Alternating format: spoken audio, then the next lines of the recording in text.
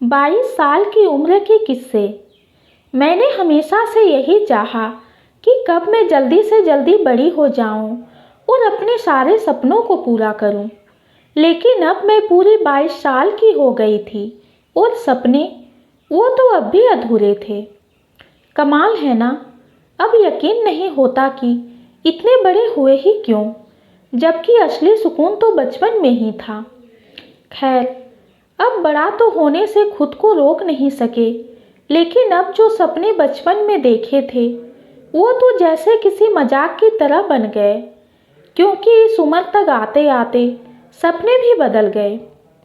अब बजाय इसके कि मेहनत करके आत्मनिर्भर बनने से अच्छा मुझे अपनी इस उम्र को महसूस भी करना है और दुनिया घूमनी है। दिन में तो चेहरे पर मुस्कुराहट रहती है, लेकिन रात में अंधेरे के साये में चैन की नींद नहीं, बल्कि कभी अपने भविष्य का डर लगने लगता है तो कभी प्यार में टूटे हुए दिल का दर्द। अब रातें पहले की तरह सुकून भरी नहीं रही।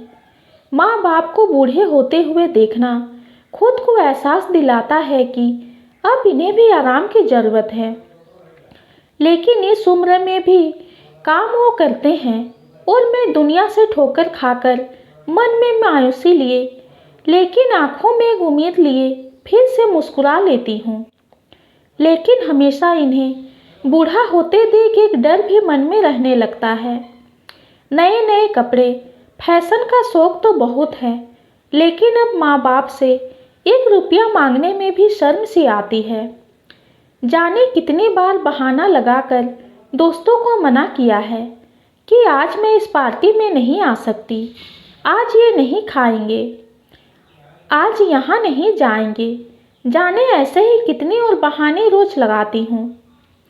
वो भी एक उम्र थी जब खुद से सुंदर कोई और न लगती थी, पर अब हर किसी को देखकर यही लगता है कि मुझे छोड़कर इस दुनिया में हर कोई भगवान की बनाई हुई सबसे खूबसूरत चीज़ है।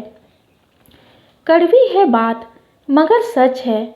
इससे पहले दुनिया के हर इंसान को अपना प्रशंसक बनाना पसंद था, लेकिन अब दिल और दिमाग दोनों कहते हैं कि मेरे लिए मेरे माँ बाप ही काफ़ी हैं। बाकी जिसे मुझसे नफरत करने में खुशी मिलती हो तो वो कर सकते हैं। एक तरफ तो अब किसी को दिल देने में भी डर लगता है, लेकिन फिर मन में किसी ऐसे का इंतजार रहता है जो जीवन में खुशियाँ और सकारात्मक ऊर्जा का संचार कर सके। अब सब लड़के एक से होते हैं, बाली सोच खत्म होकर इनमें भी दिल है, बाली भावना बन चुकी है। अब डॉक्टर, एक्टर या बिजनेसमैन बनने से अच्छा दिन के कुछ पल सुकून से परिवार को दे सके उतना ही काफ़ी है। अब लोगों की भीड़ नापसंद होकर अकेले रहने में जो खुशी मिलने लगी है वो दुनिया के सबसे अलग कोने में होने का एहसास दिलाती है। अब असल दुनिया से ज़्यादा प्यार अपने मोबाइल फ़ोन से हो चुका है। आँखों में गड्ढे और चश्मे इस बात की गवाही देते हैं कि अब मोबाइल ही ज़िंदगी बन चुकी है। सारे सपने जैसे अब ख़त्म होकर बस यूं ज़िंदगी जीने का मन सा करने लगा है। लेकिन बीच बीच में जब असल दुनिया से सामना होता है तब दुनिया की खूबसूरती नज़र आने लगती है।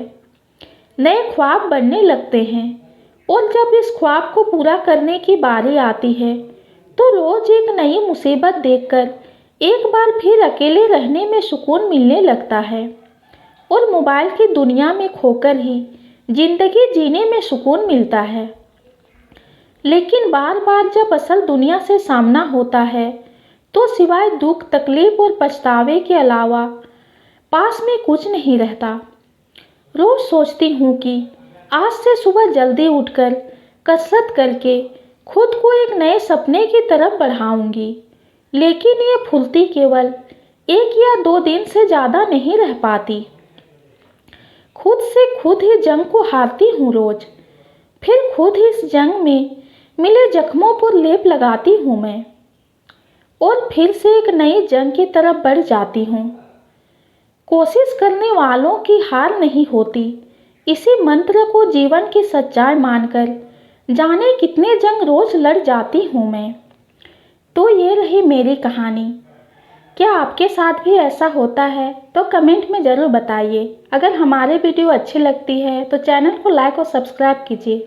कहानी सुनने के लिए आपका धन्यवाद।